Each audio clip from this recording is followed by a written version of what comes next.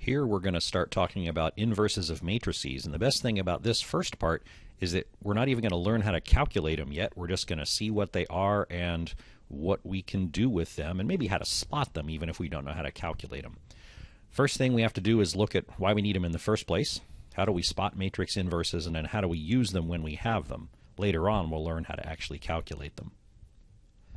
So here's the problem. There is no such thing as matrix division. We've done matrix addition, we've done matrix subtraction, and we know how to multiply two matrices together, but that's the end of the line. There is no such thing as matrix division, which seems sad, but if you think back to numbers, it turns out we can get away without division when we're dealing with numbers even. We just have to change the context. So for example, here's A divided by B. It's a division.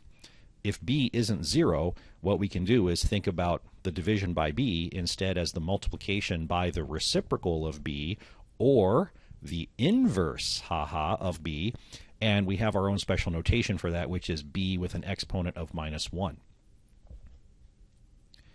So with inverses, even with numbers, we actually don't need to worry about whether there's division, because division and multiplication by an inverse, same thing. Not all numbers have inverses. Well, 0 is the only number that doesn't have an inverse or a reciprocal, but still, we have notation for inverses with that -1 exponent. And when inverses are around, we can use them, for example, to solve the equation Cx equals D without division. If C isn't 0, then we just multiply both sides of the equation by the inverse of C. Now I'm going to do this painfully long. I'm going to show you the grouping of C inverse with C because we have to remember what the job of the inverse is. The job of the inverse of C is when you multiply the inverse of C with C, you get 1 back, and then that 1 times x is just x. Right? That's the job of a numeric inverse, is you multiply it by the number that is its partner in either order, and you get 1 back. Matrix inverses are going to work the same way.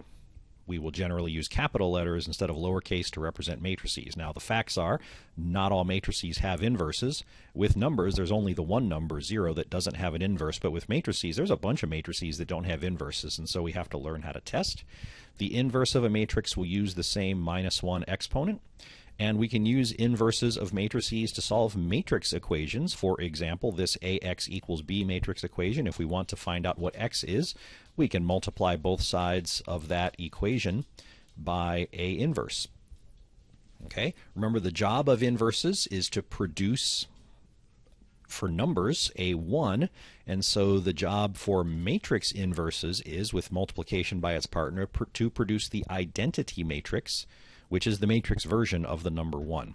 So solving this equation, AX equals B, we can multiply both sides by A inverse. Let's be very careful to group the inverse with its partner properly, because that multiplication produces the identity matrix, and remember what the identity matrix does. I times X will just be X. And so with the existence of a matrix inverse, we can solve a matrix equation by matrix multiplication, which means we can solve systems of linear equations by matrix multiplication as long as the coefficient matrix has an inverse. Okay, so we're not going to learn how to calculate or compute the matrix inverse yet, but we can still learn when we have one, and the way we do that is to remember what its job is. And when we have a matrix and its inverse, that inverse relationship works both ways. The A inverse, A to the -1, is the inverse of A, and A is the inverse of A to the -1, just like 2 and 1/2 are inverses of each other. So 3 matrices here. There's a pair of matrix and its inverse in there. How do we tell which is which? Well, we try some multiplication. So it turns out that, okay, that's my shortcut. You can pause this. You can go back if you need to practice with matrix multiplication. Go back to the previous screen. Look at those matrices, grab A and B and multiply them together, and it will turn out that A times B is the identity matrix.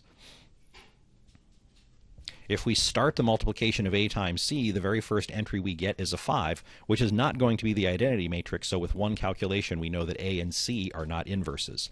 A and B are likely inverses as long as B times A also produces the identity matrix, which it will, and so A and B are the inverses of each other. And there's some notation we can use to write it. So using inverses, let's solve this matrix system. We write it in its matrix format.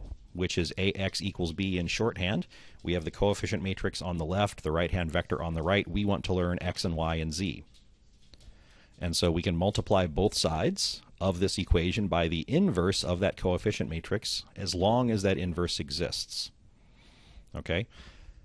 Now, because of the matrices A and B from that previous example, I was being sneaky, and I already provided the inverse of this matrix, 1, 2, 3, 2, 5, 3, and 1, 0, 8. It happens to be this other matrix shown on the screen. If you don't trust me, go back and look. You'll also learn how to calculate inverses later on. So knowing what that inverse is, we can put it in play. So instead of ax equals b, we have x equals a inverse b, and a inverse b is right here. And when we carry out that multiplication, we get the values for x, y, and z. So solving that system of linear equations was nice and simple with the inverse in play. The problem is going to be that if the system isn't square, the coefficient matrix won't have an inverse. If the system is square, it's possible that the coefficient matrix might not have an inverse. And so we still need to know how to solve equations by elimination because we're not always going to have the inverses available. Next up, how to calculate the inverse.